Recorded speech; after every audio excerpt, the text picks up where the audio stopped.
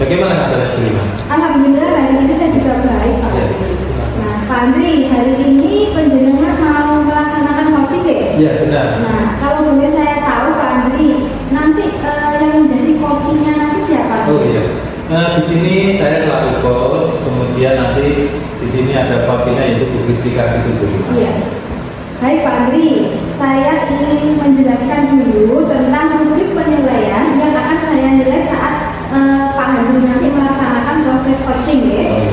Saya akan mendiskusikan rubrik penilaiannya, di mana nanti yang akan saya nilai yaitu apakah proses coaching dari Pak Andri nanti sudah sesuai dengan alur Tirta, di mana dalam alur Tirta itu harus menanyakan pertanyaan berikut kepada coachingnya. Lalu bagaimana nanti respon coachingnya terhadap pertanyaan yang Pak Andri ajukan. Lalu Pak Andri juga harus ingat bahwa dalam prinsip coaching itu nanti ada yang namanya kemitraan Pak Andri. Kemudian ada proses kreatif juga Pak Andri, lalu dapat memaksimalkan potensi. Nah Pak Andri, sebelum proses coaching nanti kita mulai, saya boleh mengajukan beberapa pertanyaan Pak Andri? Ya, silakan Bima. Oke. Pertanyaan yang pertama Pak Andri, kompetensi coaching yang bagaimana yang ingin Pak Andri kembangkan nanti? Oh iya. Nah, terima kasih Bima. Di sini kompetensi coaching yang bagaimana yang kita kembangkan, yaitu yang pertama kompetensi kehadiran penuh atau presensi itu, kemudian mendengarkan aktif, kemudian mengajukan pertanyaan yang berbobot seperti itu Bima. Oke. Lanjut pertanyaan kedua ya Pak Andri, bagian kompetensi mana yang secara spesifik yang ingin diobservasi pada hari ini Pak? Jadi kompetensi yang secara spesifik yang saya observasi kepada coach itu, yang pertama itu yaitu mendengarkan aktif, kemudian mengajukan pertanyaan yang berbobot seperti itu. Lalu pertanyaan yang ketiga nih Pak Andri, indikator pencapaian dari tujuan pengembangan yang diinginkan pada proses coaching kali ini seperti apa? Iya. Di sini indikator pencapaian yang dan tujuan pengembangan yang sampaikan, yaitu yang pertama yaitu saya ingin memahami bagaimana perasaan dan emosi dari seorang coach tersebut dalam menyelesaikan satu permasalahan dan menceritakan permasalahannya. Kemudian ingin menggali dari coach tersebut apa yang menjadi permasalahannya dan bagaimana solusi yang terbaik untuk menyelesaikan tersebut. Baik Pak Andri, mungkin itu pertanyaan dari saya. Oh iya. Nah, setelah nanti penjenengan melaksanakan proses coaching, nanti kita berbincang-bincang lagi ya. Oh, iya. Nanti ada beberapa pertanyaan.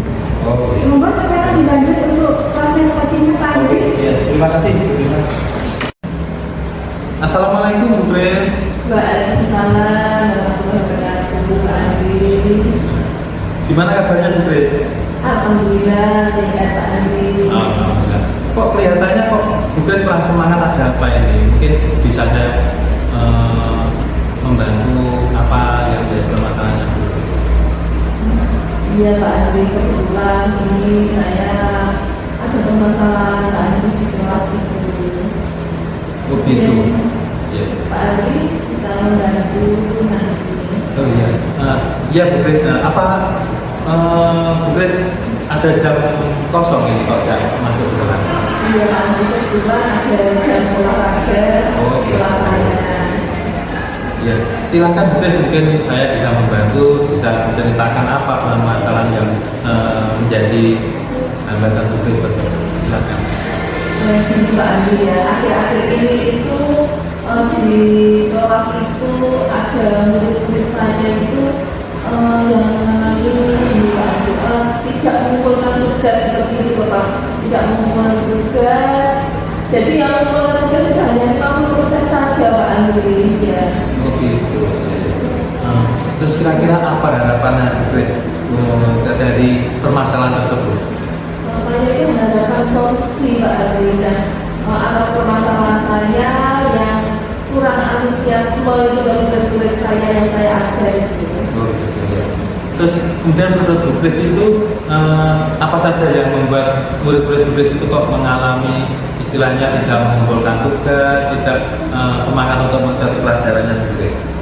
Kalau saya ingat kembali ya Pak ya, hal yang menyebabkan murid-murid saya kurang antusias itu adalah yang pertama, mungkin pembelajaran saya seperti itu sedikit membosankan seperti itu, mungkin Pak juga mungkin terlalu monoton, kemudian saya juga terlalu dominan untuk berbicara seperti itu Pak ya. Yang kedua itu saya juga memberikan kesempatan Pak buat murid saya itu untuk mendapat maksudnya berpendapat secara aktif seperti itu Pak di kelas itu. Oke. Terus kira-kira apa yang bisa membuat antusiasme murid-murid itu bisa semangat untuk belajar di kegiatannya pembelajarannya berikut? Menurut saya murid-murid itu pasti menginginkan pembelajaran itu yang asik ya Pak ya, tentunya seperti itu ya. Apa saja yang maksudnya gimana ya, dalam pembelajaran itu kemudian nanti kan biasanya buka apa ada SPK seperti itu, mungkin anak-anak jadi diasihkan seperti itu Pak. Betul, saya sependapat apa yang disampaikan di situ. Bagaimana supaya kreativitas dan inovasi tugas itu supaya siswa-siswi murid tugas itu bisa semangat untuk mengikuti belajar. Terus kira-kira menurut pendapat tugas itu apa yang bisa membuat murid-murid itu tidak bosan dengan kegiatan pembelajaran tugas? Menurut saya pembelajaran itu harus berpusat pada murid ya Pak ya. Jadi diminta aktif dalam pembelajaran, kemudian dengan adanya speaking itu ataupun game itu ya Pak ya, supaya nanti di pembelajaran itu lebih menarik Pak, seperti itu Pak. Iya betul, saya setuju sekali. Terus kemudian tugas yang diberikan ke murid-murid tugas itu apakah penyebabnya sehingga kok kelihatannya tidak mengumpulkan sampai, saya lihat tadi kok masih separuh gitu, dan sekitar 50% itu bagaimana, apa penyebabnya? Kemungkinan itu karena biasanya itu terlalu banyak Pak ya, dan berisi pertanyaan, jadi tanpa saya memberikan sudut belajar yang apa ya Pak ya, yang beragam dan mengasihkan seperti itu ya Pak. Terus kira-kira apa itu sudut belajar yang digunakan nanti? Saya itu biasa menggunakan buku sudut belajar hanya di kelas itu loh Pak, apa itu buku paket itu saja ya. Mungkin ada sumber belajar yang lain ya, selain itu buku paket? Saya pikir banyak ya Pak ya, sumber belajar seperti di video, di YouTube itu ya Pak ya, ataupun artikel di blog, atau tulisan ilmiah di internet ya, atau bisa juga menggunakan aplikasi yang sedang tren saat ini ya Pak ya, seperti TikTok itu kan juga ada pembelajaran seperti itu Pak. Betul sekali.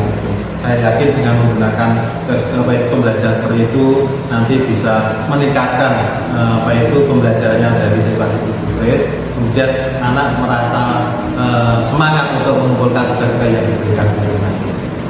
Terus kemudian sekarang apa untuk rencana tugas untuk menyelesaikan permasalahan tersebut?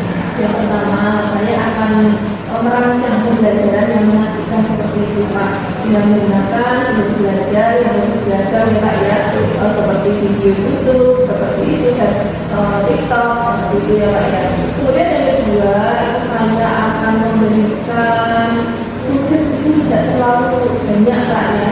Kemudian tugas-tugasnya itu juga sesuai dengan minat bakat anak didik kita ya, dengan pembelajaran yang kemarin kita pembelajaran budaya yang biasa seperti itu, sehingga murid itu tidak terkesan dipaksa seperti itu Pak, tetapi mereka itu senang mengerjakan tugasnya, itu lebih senang, misalnya menggunakan bentuk drama atau puisi seperti itu Pak. Itu bagus sekali apa yang nanti dilakukan oleh murid dalam pembelajarannya dengan siswa-siswinya, sehingga anak merasa senang, semangat, dan apa yang diharapkan itu akan bisa tercapai. Terus kemudian komitmen apa tugas yang dilakukan dari rencana tersebut? Saya itu berkomitmen untuk selalu membuat rencana pembelajaran ini yang mengasihkan, menggunakan banyak sumber belajar ya Pak ya, tentunya ya, untuk mengeksplorasi materi sehingga murid-murid saya itu dapat menjalankan merdeka belajar ya, dan saya akan membuat murid-murid saya itu senang dalam kegiatan pembelajaran di kelas saya. tanpa ada unsur paksaan seperti itu Pak. Akan saya serahkan pemilihan belajar itu pada murid saya. Bagus sekali, saya sangat mendukung dengan apa yang menjadi program dan jalan nanti. Semoga harapan itu bisa lancar dan sesuai harapan yang diharapkan ke depan. Ya, terima kasih Pak Andri atas waktunya untuk sharingnya. Mudah-mudahan kita semua itu bisa menjadi guru yang diinginkan oleh murid kita. Ya, Terima kasih sekali lagi Pak Andri. Ya, sama-sama Bu Tri. Silakan. Saya pamit dulu. Ya. Assalamualaikum Pak Andri. Waalaikumsalam. Oke, alhamdulillah Pak Andri tadi sudah melaksanakan proses coaching dengan Kristika. Iya, ya? betul. Oke. Lalu pada bagian sesi pasca observasi kali ini saya akan mengajukan beberapa pertanyaan kepada Pak Andri ya. Oke. Yang pertama Pak Andri, apa yang sudah Anda lakukan terkait indikator ketercapaian pengembangan yang diinginkan? Oh ya, terima kasih Bima. Di sini apa yang sudah saya lakukan dari kegiatan coaching tadi, di situ saya bisa menghadapi dari coaching terhadap permasalahannya, kemudian saya juga bisa memahami dari coaching tersebut apa yang menjadi itu masalah yang dihadapi dalam kegiatan pembelajaran tersebut. Kemudian juga saya bisa membaca dan membaca pertanyaan yang berbobot atau membaca bobot dari coaching tersebut. Baik Pak Andri, lalu saat proses coaching tadi saya sudah mengobservasi Pak Andri dengan coachingnya tadi ya. Nah dari hasil catatan saya melihat bahwa proses coaching yang Pak Andri lakukan sudah sesuai dengan alur kita. Kemudian konsep coachingnya juga ada di dalam proses coachingnya tadi. Dan juga tadi Pak Andri juga memberikan pertanyaan-pertanyaan yang berbobot ya. Lalu coachingnya juga dapat merespon dari pertanyaan-pertanyaan yang diajukan Pak Andri. Lalu kemudian pertanyaan yang terakhir Pak Andri, harapan Pak Andri setelah melaksanakan proses coaching ini apa?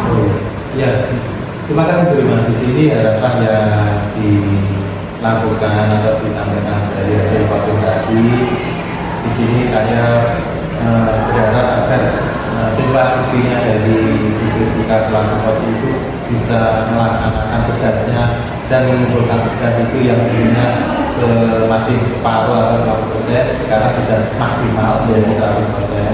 Kemudian siswa-siswinya juga senang dengan apa yang diajarkan oleh Bu Kristika, kemudian dia lebih semangat dan mengikuti apa yang menjadi pembelajarannya yang dilakukan oleh Bu Kristika. Baik Pak Andri, semoga setelah proses coaching yang Pak Andri lakukan ini bisa memberikan kebermanfaatan ya, baik buat penjenengan sendiri maupun buat Kristika sebagai coaching. Terima kasih loh Pak Andri sudah meluangkan waktunya hari ini. Monggo silakan. Oh ya, terima kasih Bu Rima. Ya, terima kasih Bu